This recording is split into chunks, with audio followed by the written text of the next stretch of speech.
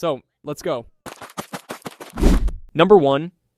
The alien hunting toolkit that goes blind on us. Here's a strange thing to sit with. We have spent decades building machines to catch a civilization on the other side of the galaxy.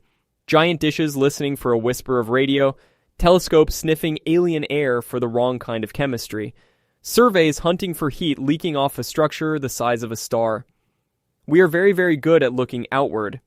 And every single one of those machines would look straight at a civilization that once ruled this planet and see nothing at all.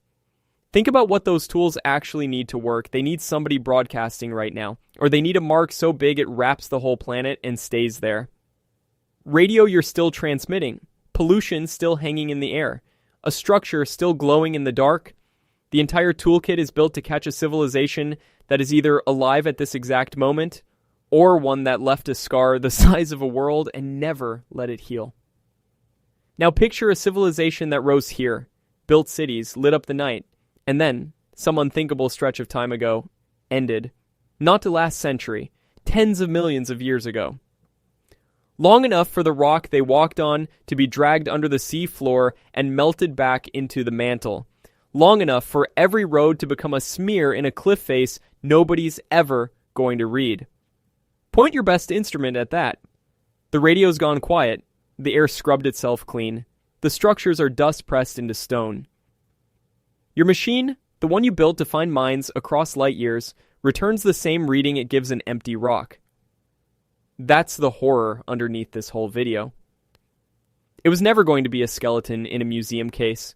It was never going to be a spaceship in the ice. The disturbing part is that we have a blind spot, a real measurable hole in our vision, and it is shaped exactly like the deep past of our own planet. Scientists have a polite name for the question. Could an advanced civilization have come and gone on Earth long before us, and would we even be able to tell? And the more honestly you answer it, the worse it gets. Because the answer isn't yes, we'd know. The answer is probably not, and here's why. So for the next few minutes, you're not going to look at bones. You're going to look at the instruments, and you're going to watch each one go blind in a different way, starting with the one that's supposed to be listening. Number 2, the broadcast's already past the stars. Every time you send a signal, you're firing something you can never get back. Radio doesn't sit still and wait for you. It leaves. The moment a broadcast goes out, it becomes a wave spreading outward in every direction at the speed of light, and it does not stop, and it does not slow down, and it never, ever turns around. Right now, your old phone calls and radar pings and TV signals are a bubble expanding past the nearest stars, thinning out as they go. And that word, thinning, is where it gets grim. A signal weakens with the square of the distance. Double how far it's traveled and it drops to a quarter of the strength. Keep going, and it fades into the background hiss of the universe until, functionally, it's noise. Gone. Scientists actually measured how loud we are. In a study called Earth Detecting Earth, they asked a simple question. If a twin of us sat out there with our own best equipment, how far away could they catch us? The stuff we leak by accident, the everyday buzz of a technological planet, the cell towers, the chatter. A few light years. That's it, practically next door. The only thing that carries far is a signal we fire on purpose. When the old Arecibo dish threw a focused radar pulse into space that could, in theory, be caught from around 12,000 light years out. So there's this brutal gap. Shout deliberately, straight at someone, and you reach across the galaxy. Just live your life and leak. You barely clear the front yard, now do the thing this whole video keeps doing. Turn it around. Say a civilization stood here on Earth and filled their sky with radio. Every broadcast they ever made left at light speed the instant it was sent. It swept past this planet, past the moon, past the nearest stars, and it kept going, getting fainter the whole way. If that happened tens of millions of years ago, that wavefront isn't nearby anymore. It's not fading. It faded. It crossed into noise and incomprehensible distance from here long before anything on this planet had the ears to hear it. You cannot outrun your own past. You can't sprint ahead of a wave moving at light speed and catch the broadcast you made 100 million years too late. The evidence didn't get hidden. It expired. It's still technically out there. somewhere in the dark, too weak for anything to ever pull back out. So the first tool, the great ear we built to hear them, hears nothing. And silence, it turns out, is exactly what a used-up signal sounds like, which is why the next thing we tried was to stop listening and start looking down. Number 3, the cities only orbit can see. Here's a discovery that should genuinely bother you. We keep finding entire civilizations that were sitting right here, out in the open, and we walked past them for centuries because we were standing at the wrong height. The trick is a scanner called LiDAR. You fly over a forest and fire millions of laser pulses down through the canopy. A few of them slip between the leaves, hit the actual ground, and bounce back. A computer throws away everything that hit a tree and keeps only the ground returns, and suddenly the jungle just vanishes off your screen. The green peels away, and you're staring at what's underneath. What's underneath keeps stopping scientists cold. In Guatemala, one survey lifted the forest off the Maya heartland and found more than 60,000 hidden structures. Not huts. Pyramids, causeways, fortifications, farm terraces, a whole interlocking megalopolis that had been swallowed so completely that people had been hiking over temples thinking they were hills. In 2024, another scan in Mexico exposed a lost city with thousands of buildings sprawled across an area bigger than a major capital. And over the Amazon, a place we were told was untouched wilderness. The lasers pulled up hundreds of geoglyphs and earthworks, hints of a population that may have run into the millions. Sit with that last one.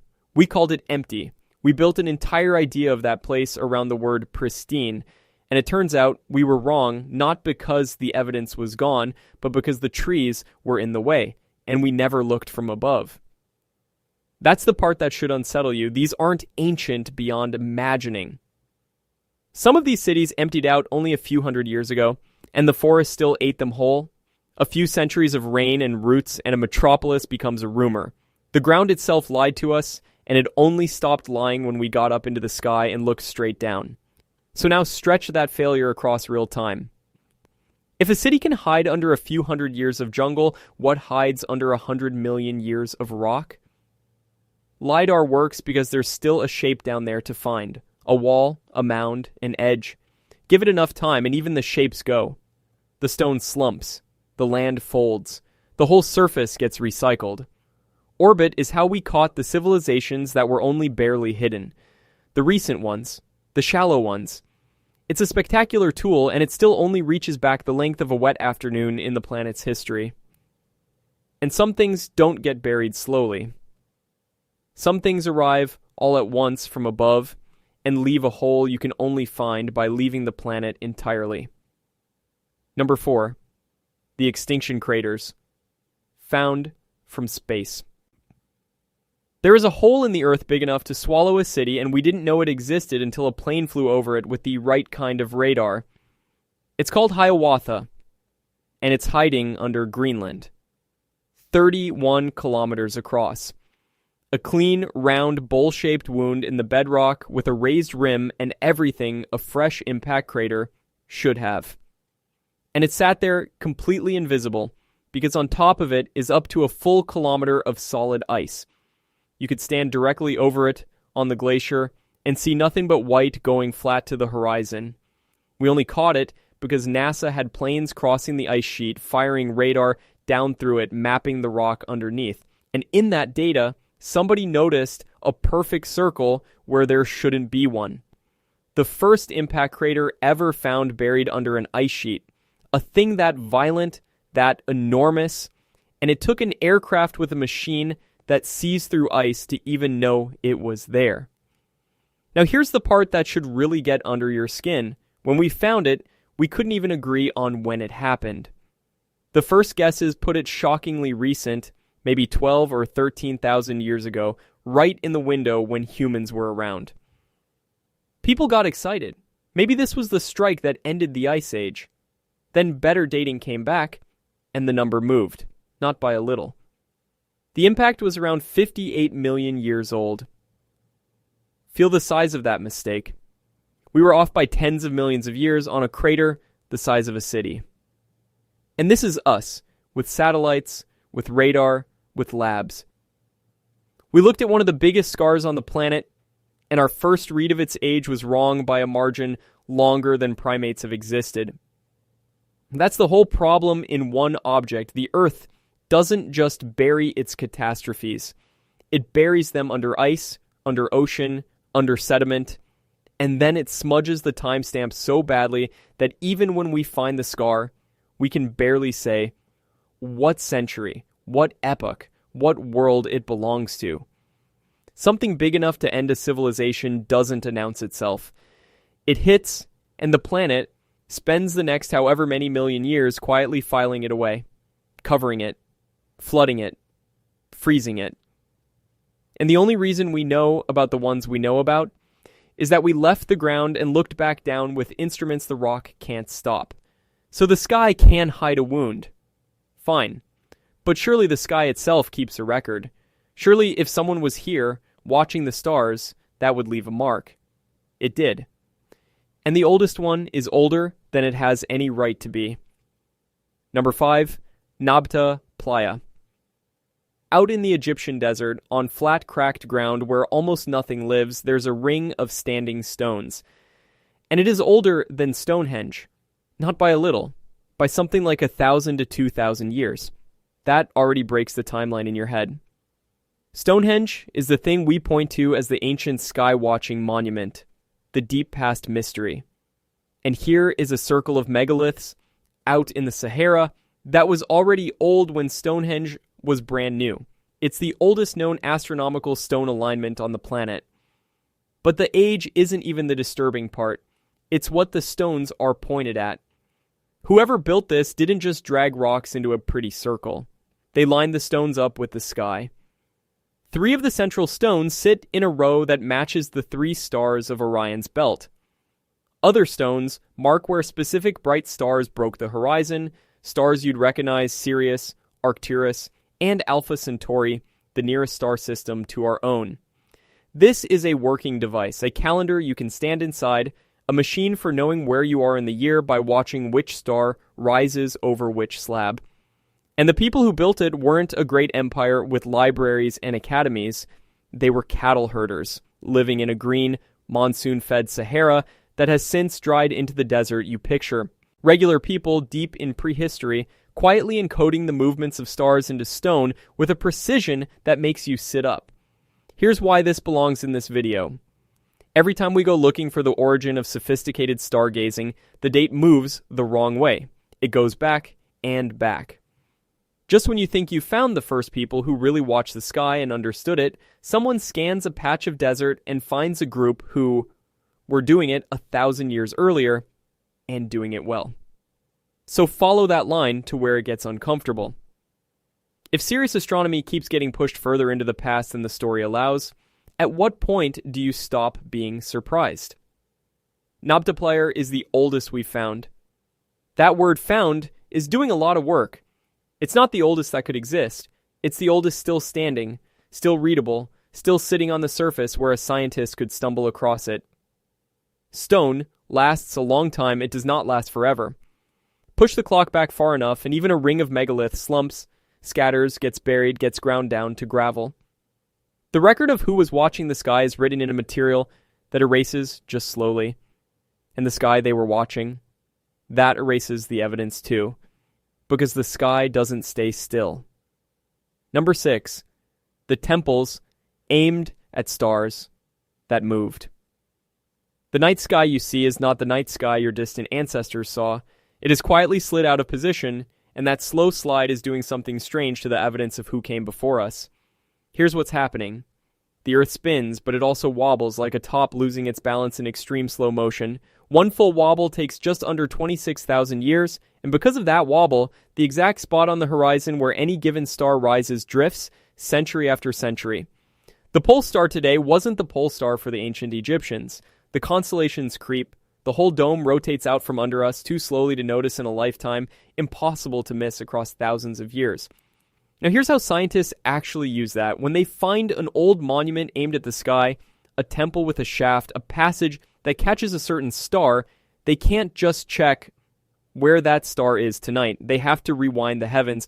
They run the sky backward, wobble and all, until the star clicks into the slot the builders aimed at. And the year it clicks is the year the thing was built. The sky becomes a clock you read by asking when the alignment was true. The Giza pyramids are the famous case. Those narrow shafts pointing at Orion's belt and at the old pole star only line up cleanly if you wind the sky back thousands of years to the era they were raised. The alignment isn't pointing at today's sky. It's frozen, aimed at a sky that no longer exists. Sit with what that means for anything genuinely ancient. If a people watched the sky and built to it not thousands of years ago, but far, far deeper in time, their alignments would point at a sky so shifted, so wobbled out of place that at first glance it would look like they were aimed at nothing, at empty air. You'd stand in the ruin, sight down the passage, and see no star there at all, because the star they were watching has since crawled halfway across the heavens. You would only find it if you already suspected and knew exactly how far to rewind. And who rewinds the sky by tens of millions of years to check whether a smudge in a cliff used to point at a star? The sky's a record. But it's a record written in disappearing ink, sliding a little further out of alignment every century, until the aim of the ancients points at a place where, tonight, there is simply darkness. So durable evidence is the problem. Everything is soft rots, everything aimed drifts. What we need is something hard, something engineered, something that couldn't be anything but made. We have exactly one object like that, and it came out of the sea by accident. Number 7, the Antikythera mechanism. In 1901, sponge divers off a little Greek island pulled a lump of corroded bronze out of an ancient shipwreck. It looked like nothing, a green, crusted rock with some shapes in it. It sat misunderstood for decades. It is a computer, a real one, more than 2,000 years old. Inside that lump are more than 30 interlocking bronze gears cut by hand, meshing together in a box smaller than a shoebox. You turn a crank on the side and the whole thing comes alive. It models the sun. It models the moon. It tracks the known planets. And on the back, a set of spiraling dials predict eclipses, decades into the future, and even mark the calendar of the ancient games, the same cycle that gave us the Olympics. This is not stacking stones to catch a sunrise. This is precision engineering. The builders even worked in a clever bit of gearing that makes the moon speed up and slow down on the dials, mimicking the way it actually moves across our sky instead of gliding at a fake even pace. That is a subtle, sophisticated thing to know, and a genuinely hard thing to build in metal. And here's the fact that should stop you. After this device, nothing like it shows up again for more than 1,000 years. Gearing this complex, this precise, just disappears. The knowledge to make it goes into the ground with whoever made it, and the world spends the next 1,000+ years not building it again. A technological peak reached, lost, and not matched for a millennium. Now, why does one green lump matter to a video about civilizations before us? Because of how we found it. Not in a library. Not preserved in a museum by careful hands. By total accident in a shipwreck, on the sea floor, dragged up by divers looking for sponges. If that ship hadn't sunk exactly there, if those divers hadn't gone down on that day, we would have zero idea this level of engineering ever existed. Our entire knowledge of it hangs on one wreck and one lucky dive. So ask the obvious uncomfortable question. How many wrecks did we never find? How many peaks of skill were reached and then swallowed by the sea, the sand, the slow grinding of time, leaving nothing that a diver ever tripped over? The Antikythera mechanism isn't proof of a lost civilization. It's proof of something scarier. It's proof of how thin the thread is. One object, one accident standing between we know this happened and we'd never have guessed. And if the sea can hide a peak like that, there's one place that hides nothing at all. One place that keeps everything. We just have to look up. Number 8. The hunt for ruins on the moon.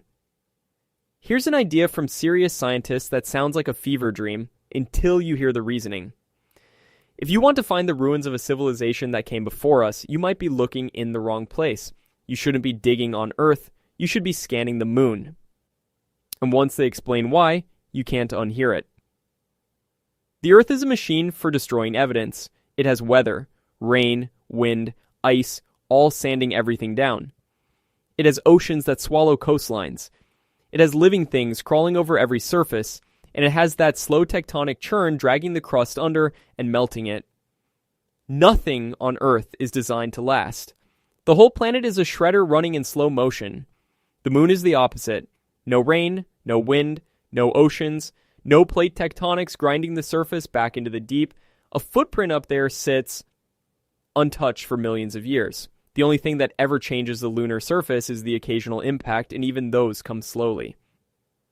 The moon isn't a shredder, it's a hard drive. It holds. So a pair of researchers made a genuinely practical proposal. We already have spacecraft that have photographed the entire moon in extraordinary detail, mapping it inch by inch from orbit. That's a colossal archive of images just sitting there. Why not comb through it by eye and by machine, looking for anything that doesn't belong? A shape too straight, a shadow too geometric, an excavation where nature had no reason to dig, a patch of ground modified by something other than physics. They were mostly thinking about aliens. But flip the logic the way we keep flipping it, and it points straight back at us. The entire argument is that Earth annihilates the past and the moon preserves it, which means if there ever was a civilization here, advanced enough to leave a mark, the best surviving evidence of it isn't in the ground beneath your feet. It burned and eroded and subducted away a long time ago. The surviving evidence, if any exists, would be up there. On the quiet gray surface that forgets nothing. That's a deeply strange place to end up. The most honest place to search for Earth's lost history might not be Earth at all. It might be a dead world 250,000 miles away, holding still, keeping a record our own planet was never built to keep. We haven't found anything up there. Let's be clear about that. But the fact that the smartest place to look is off-world tells you everything about how thoroughly this planet erases itself. And there's one kind of evidence Earth erases faster than almost anything, even though we pump it out by the ton. You'd think it would be obvious. It deletes itself. Number 9. The fingerprint that erases itself. We built a way to catch an alien civilization by smelling its pollution from across the galaxy, and in building it, we accidentally proved that our own industrial age would vanish from the sky without a trace. Here's the tool. When a planet crosses in front of its star, a little starlight filters through its atmosphere on the way to us. And that light carries the chemical fingerprint of the air it passed through. Our best telescope can read that fingerprint, and scientists realized you could look for gases that nature basically never makes on its own. Industrial gases, the kind of a thing only a factory produces. Certain artificial chemicals, the sort we once sprayed out of every fridge and aerosol can, would be a dead giveaway. No natural process makes them. If you see them, someone built them. The math says it's real. For a promising nearby world, our telescope could catch those industrial gases with enough patient observing time. A civilization's pollution, detected light years away, as proof that somebody down there had a chemistry set and a smokestack. But then, you read the fine print, and the fine print is where the floor drops out. These gases don't last. Some hang in an atmosphere for maybe 10 years. The most stubborn ones might survive, at the outside, 100,000 years before they break down and disappear. And that's the good case. That's the persistent stuff. Which means a detection only ever proves a polluter existed sometime in the last 100,000 years or so. Anything older than that, the air has already scrubbed clean. Now turn it on us. This is the turn. The moment this whole video stops pointing at the stars and points straight down at the ground you're standing on. Earth is about 4.5 billion years old. The window where an industrial fingerprint survives in the air is at best 100,000 years. Do that division, and it's almost nothing. A sliver. A rounding error. It means our own sky, right now full of the evidence of our factories, will forget us almost completely in the blink of geological time. Wait long enough, and the air itself deletes the proof we were ever here. So run it backward one more time. If a civilization industrialized on this planet tens of millions of years ago, the single most detectable thing they made, the pollution we hunt aliens with, is exactly the thing that would already be gone. Not hidden in a layer of rock somewhere for a clever scientist to find. Gone. Reacted away. Erased by the same atmosphere that's currently holding our fingerprint. The evidence didn't get lost. The planet is actively, chemically deleting it. And it's deleting ours too, starting now. Number 10. The orbit full of ghosts. So the ground erases you, the air erases you. Fine, you think? Then the answer is to get off the planet, reach space. Surely reaching space is the thing that finally makes you permanent. It isn't, and the reason is a cruel little detail about how orbits die. Right now, there's a ring of dead machines circling the Earth, thousands of them, spent satellites, discarded stages, drifting junk, all of it going around and around long after it stopped working. It's a graveyard in the sky. And whether any given piece of it lasts a decade or lasts practically forever comes down to one thing. How high up it is. Down low, close to the planet, there's still the faintest trace of atmosphere. You can't breathe it, you can barely call it air, but it's enough. It drags.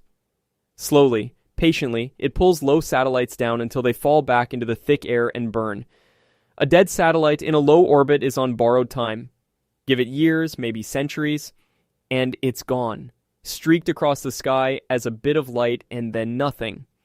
But go high enough, way up where the big communication satellites live, and there's no drag left at all. Nothing to slow you down. Nothing to pull you back. Scientists park their dead satellites up in a high graveyard belt precisely because a thing left up there will keep orbiting for millions of years. Millions. That ring of abandoned metal, way out beyond the reach of the air, is on track to circle this planet longer than most mountain ranges last. So here's the ghost. The single most durable proof that our species ever touched space is our garbage, as long as it's parked high enough. Not our cities, not our monuments. A belt of dead satellites silently outlasting everything we built on the ground. Now do the thing. A civilization before us, if it ever reached orbit, would have faced the exact same physics.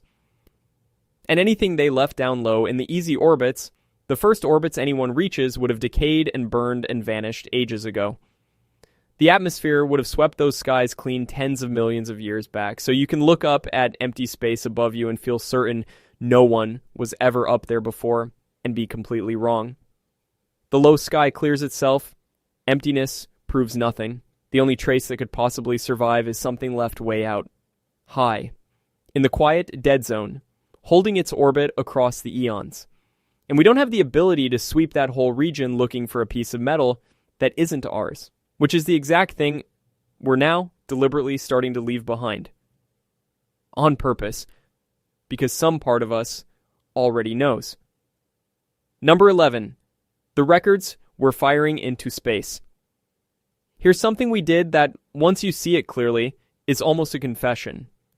We build messages designed to outlast the entire planet, and we fire them off the planet on purpose because some part of us already understands that Earth does not keep things. In 1977, we launched 2 spacecraft, and bolted to the side of each one is a golden record. Not a metaphor. An actual disc, gold-plated, carrying sounds and images and greetings from Earth. Music, a heartbeat, voices in dozens of languages.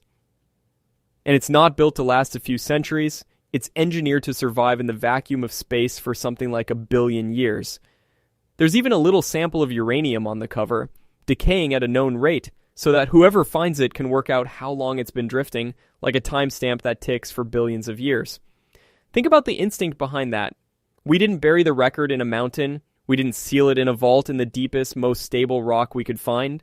We looked at our own planet, the whole 4.5 billion-year-old thing, and some engineer's gut said, not safe enough. Put it in space. Space will keep it better than home ever could. A few years before that, we did the same thing with radio. We aimed the giant Arecibo dish at a distant cluster of stars and fired off a single deliberate message. A burst of ones and zeros describing what we are and where we live. A note in a bottle thrown as hard as we could throw it off the world and into the dark. Now put those 2 facts next to the whole rest of this video. We already know Earth erases everything. We've watched it swallow cities in centuries, melt craters, scrub the air clean, grind stone to gravel.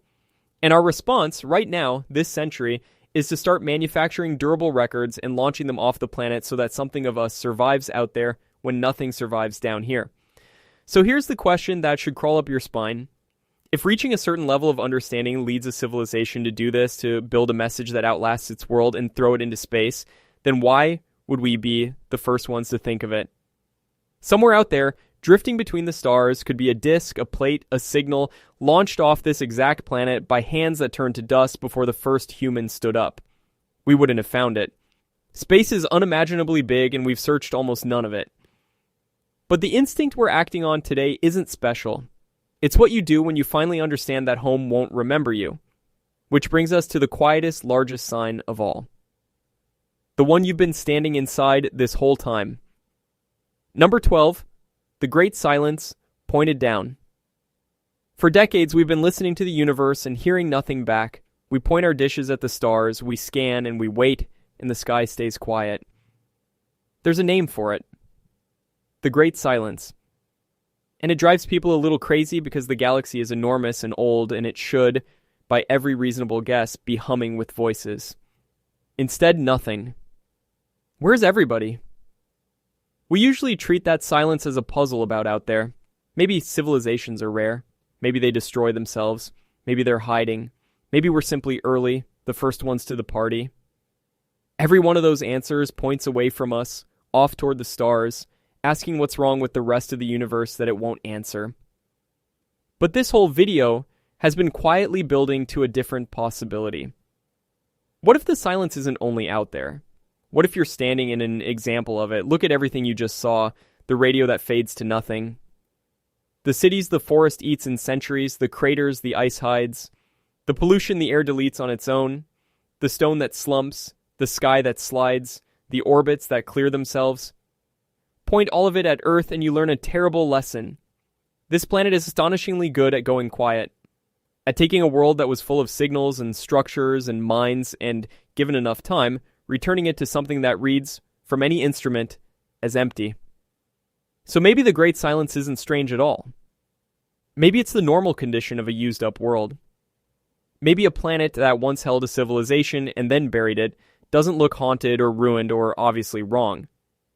Maybe it looks exactly like a quiet blue rock with some weird gaps in its record that nobody's rewound the sky far enough to notice. We keep aiming that question at the stars. Where is everybody? And the honest, disturbing answer this video leaves you with is that we might be aiming it in the wrong direction. Not up, down, at the ground. At the rock under your feet that has had 4.5 billion years to be full of things and 4.5 billion years to make them silent. We built machines to find the missing. And every one of them goes blind in exactly the shape of our own deep past. Maybe the silence overhead isn't the sound of an empty universe. Maybe it's the sound a planet makes after it's already done this once, and you're standing on the proof, and the proof is that there's nothing left to find.